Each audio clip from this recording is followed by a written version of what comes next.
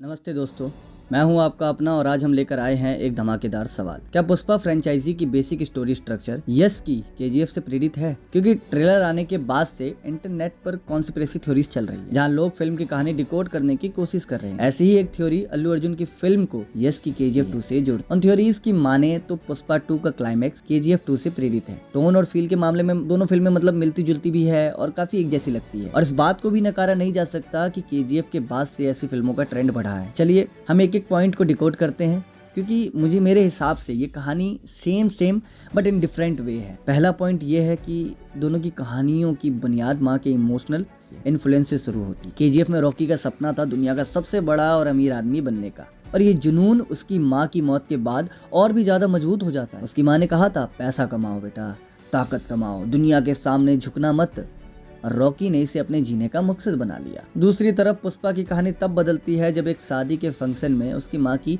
बेइज्जती होती है। पुष्पा के अंदर का गुस्सा और बदला लेने की चाहत वहीं से शुरू हो जाती है। भाई, माँ के सेल्फ रिस्पेक्ट का फैक्टर दोनों कहानियों में बहुत ही स्ट्रॉन्ग है। सेकंड पॉइंट की हम बात करते हैं पावर गेम की। केजीएफ में रॉकी का डोमिनेंस शुरू होता है गरुड़ा की मौत के बाद। गरुड़ा को मारकर रॉकी ने न सिर्फ गोल्ड की फील्ड्स का राजा बनने की चाल चल दी, बल्कि अपने दुश्मनों को भी डरा दिया। वहीं पुष्पा में कोंडा रेड्डी की मौत वो पल है जो पुष्पा को उनका पुष्पा राज का टैग देता है। कोंडा रेड्डी की मौत के बाद पुष्पा का इन्फ्लुएंस और कंट्रोल सैंडलवुड स्मगलिंग पर और ज्यादा बढ़ जाता है। पावर की लड़ाई दोनों का कोर एलिमेंट है और ये उनकी कहानी को ब्लॉकबस्टर बनाता है। तीसरा है ग्लोबल एक्सपेंशन। मतलब आज के जमाने में अगर दुनिया तक नहीं पहुंचे बाबा तो कहानी अधूरी लगती है। रॉकी और पुष्पा ने इस बात को समझा।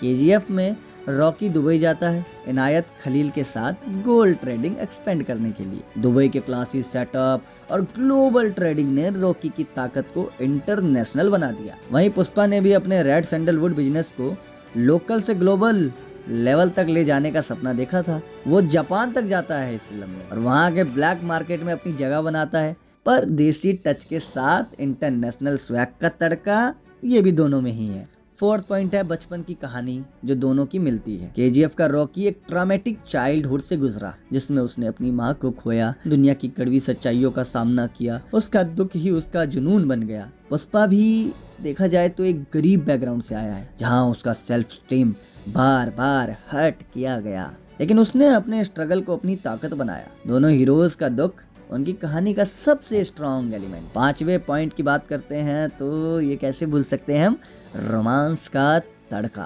केजीएफ में रॉकी की लव स्टोरी रीना के साथ शुरू होती है, जो पहले उसका एटीट्यूड पसंद नहीं करती, लेकिन बाद में रॉकी भाई पर वो अपनी जान देने को भी तैयार हो जाती है। वहीं पुष्पा में श्रीवल्ली की कहानी भी कुछ ऐसी ही है। पहले वो पुष्पा की हरकतें पसंद नहीं करती, लेकिन धीरे धीरे उसका दिल पुष्पा भाव पर आ ही जाता है। रोमांटिक टेंशन के साथ इमोशनल बॉन्डिंग दोनों स्टोरीज में बराबर है। और आखिर में बात करते हैं कोर प्लॉट की। केजीएफ में कहानी गोल्ड्स के आसपास घूमती है, रॉकी का गोल्ड माइनिंग एम्पायर और उसकी दुनिया पर राज करने की चाहत। वहीं पुष्पा का फोकस रेड सैंडलवुड स्मगलिंग पर है।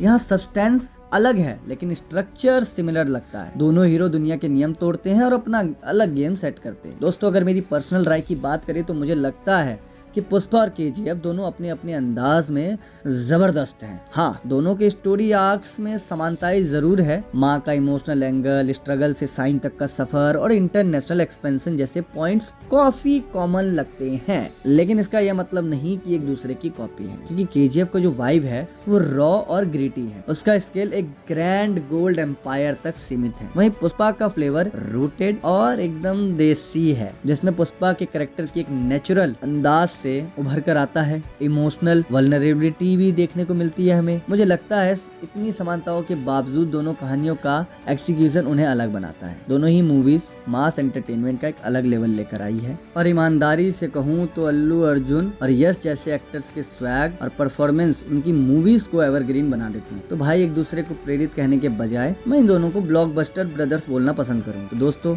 आपको क्या लगता है कि पुष्पा की बेसिक प्लॉट केजीएफ से प्रेरित है? ये सवाल बहस का टॉपिक बन सकता है, लेकिन एक बात तो साफ है, दोनों कहानियों का मास अपील और देसी स्वैग उन्हें ऑडियंस के दिल के करीब ले जाता है। आपका क्या कहना है कमेंट्स में जरूर शेयर करें और चैनल को सब्सक्राइब करना ना भूले। मिलते हैं अगले वीडियो में, तब तक के लिए जय हिंद, जय भारत।